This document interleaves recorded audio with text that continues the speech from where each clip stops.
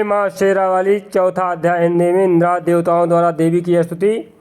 ऋषि बोले, अत्यंत पराक्रमी उस दुरात्मा महिष के एवं उसकी सेना के देवी द्वारा मारे जाने पर इंद्रादिक देवतागण अपनी वाणियों द्वारा देवी जी की स्तुति करने लगे। जिस देवी जी ने अपनी शक्ति से सारी जगत को व्याप्त कर लिया था, जिसका स्वरूप सभी देवताओं की शक्तियों का समूह है, सभी देवता एवं महर्षि जिनकी पूजा करते हैं, उस अंबिका देवी को हम प्रणाम करते हैं। वही देवी हमारा मंगल करें, जिसके अतुल प्रभाव को एवं बल को भगवान शेषनाग, ब्रह्मा तथा हरि के भी नहीं कहे जा सकते हैं। इस तरह से चंडिका देवी सारे जगत को का पालन करने वाली हैं तथा अमंगल के भय के नाश करने वाली हैं, और जो श्री स्वरूपिणी पुण्यात्माओं के घरों में लक्ष्मी स्वरूपा हैं, पापियों के घरों में दरिद्रता, पवित्र बुद्धि वालों के हृदय में बुद्धि और श्रेष्ठ पुरुषों के यहाँ श्रद्धा कुलीन मनुष्यों में लज्जा स्वरूपणी है। इस प्रकार हे देवी जी, हम आपको प्रणाम करते हैं। हे भगवती, आप विश्व का पालन करने, हे मातेश्वरी, आपके इस अचित्य रूप का असुरों को क्षय करने वाला है। आपके महान पराक्रम का एवं देवताओं तथा असुरों के सामने संग्राम में किए गए आपके अद्भुत चरित्रों का वर्णन है। हम किस प्रकार कह सकते हैं कि हे भगवती, आप संपूर्ण जगत का कारण है और सत्व रजतम इन तीनों गुणों वाली हैं, और इस तरह से जो है आप संपूर्ण ब्रह्मांड में व्याप्त हैं। आप यज्ञेय हैं, दोनों दोषों को, सभी के दोषों को दूर करने का कारण भी हैं, और दोषों के कारण हम लोग आपको नहीं जान सकते हैं। हम तो क्या, आप स्वयं विष्णु शिव आदि भी आपका पार नहीं पा सकते हैं। आप सबकी आश्रय हो माता, एवं आप आद्या अव्याकृत प्राकृति हो। हे देवी जी, सभी यज्ञों में जिसके उच्चारण करने से भी सभी देवता तृप्त नहीं होते हैं, वह आप स्वयं हैं। आपके उच्चारण मात्र से ही सभी देवता तृप्त हो जाते हैं। वह आपका स्वरूप स्वाहा है और मुक्ति का कारण आप हो। आप अचिंत्य महाव्रत स्वरूप हो और संपूर्ण दोषों से रहित इंद्रियों को वश में करने वाले, तत्व को ही सार जानने वाले मोक्षार्थी मुनिजन जिसका आश्रय लेते हैं और अभ्यास करते हैं, वह देवी भगवती परा विद्या आप हो। आप शब्द स्वरूपा हो और परम पवित्र ऋग्वेद, यजुर्वेद एवं मनोहर उद्ग्रीन मदों और पदों के पाठ से युक्त है। सामवेद का आप निधान हो, और वेदत्रयी देवी जो है 6 गणों के संपन्न होने पर आप जो है भगवती हैं। सभी शास्त्रों का ज्ञान कराने वाली है देवी, आप मेधा हो। दुर्गम संसार रूप सागर से पार उतारने वाली नौका रूप दुर्गा हो। आप असंग हो और कैटभ दैत्य के शत्रु विष्णु के वक्षस्थल पर निवास करने वाली आप महालक्ष्मी स्वरूपा हैं। एवं चंद्रमा को मस्तक पर धारण करने वाले भगवान शिव शंकर भोलेनाथ से सम्मानित आप ही गौरी हो। यद्यपि आपका मुख स्वर्ण से भी उत्तम कांत से सुंदर तथा परिपूर्ण चंद्रमा के बिंब का अनुकरण करने वाला निर्मल मंद मुस्कान से शोभित है, तथा इस प्रकार से जो है चंद्रमुख को देखकर क्रोध से परिपूर्ण महिषासुर ने झट ही से जो है आप पर प्रहार किया। यह एक अद्भुत बात है। उससे भी अतीव अद्भुत एवं विचित्र बात तो यह है कि जब वह मुख क्रोध से युक्त था और उसके उदय होते हुए ही चंद्रमा की भांत लाल लाल था, तनी हुई भौहें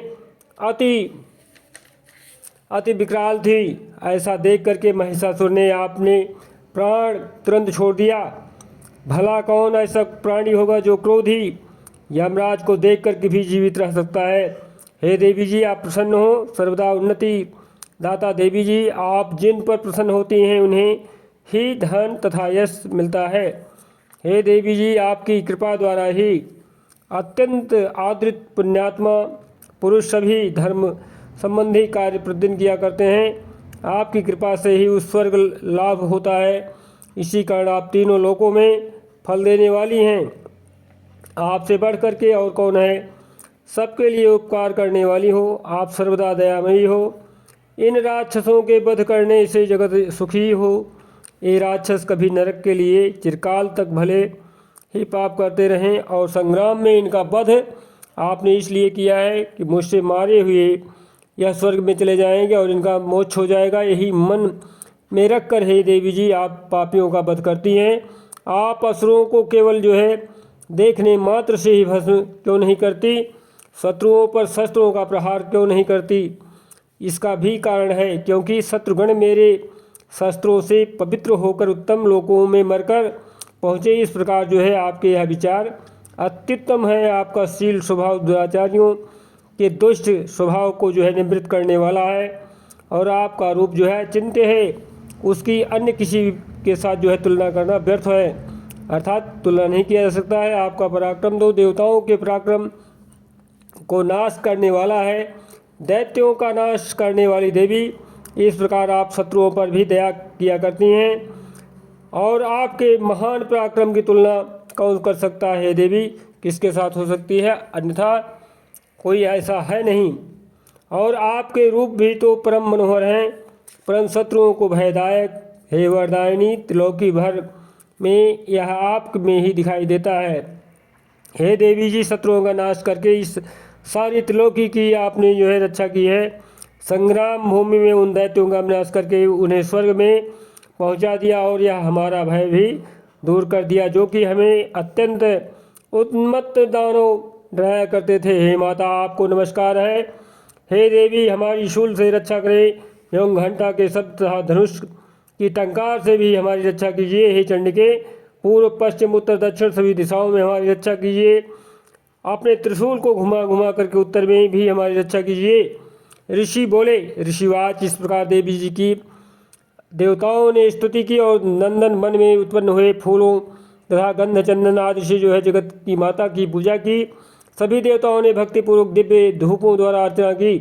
तब देवी प्रसन्न मुख होकर के उन देवताओं से बोली, हे सभी देवी देवताओं, अपनी अभिलाषा के अनुसार आप जो है सब हमसे वरदान मांगो। देवता बोले, हे भगवती माता, आपने तो हमारी सभी मनोकामनाएं पूर्ण कर ही दी हैं, कुछ भी बाकी नहीं है। हमारी इस महिषासुर शत्रु का आपने वध कर दिया है माता।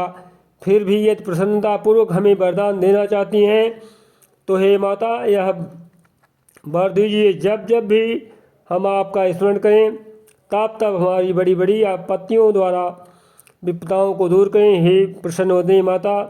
मातेश्वरी, जो भी मनुष्य इन स्तुतियों द्वारा जो है आपकी स्तुति करे उसकी समस्त मनोकामनाओं को पूर्ण करें। मातेश्वरी रूप में जो है संपूर्ण ब्रह्मांड विचरण करने वाली माता, आपकी जय हो। वित्त ऋषि विभव दीजिए। हे अंबिके, हम पर जो है सदा प्रसन्न रहिए। ऋषि बोले, राजन, जब देवताओं ने अपने तथा जगत के कल्याण के लिए इस प्रकार वर मांगा तब उन्हें तथास्तु कह करके भद्रकाली अंतर्ध्यान हो गई। हे राजन, पूर्व काल में तीनों लोकों का हित चाहने वाली देवी का देवताओं के शरीर से जैसा प्राकट्य हुआ वह सारी कथा मैंने कहा सुनाई। इस प्रकार से चौथा अध्याय संपूर्ण हुआ। बोली शेरावाली मैया की जय।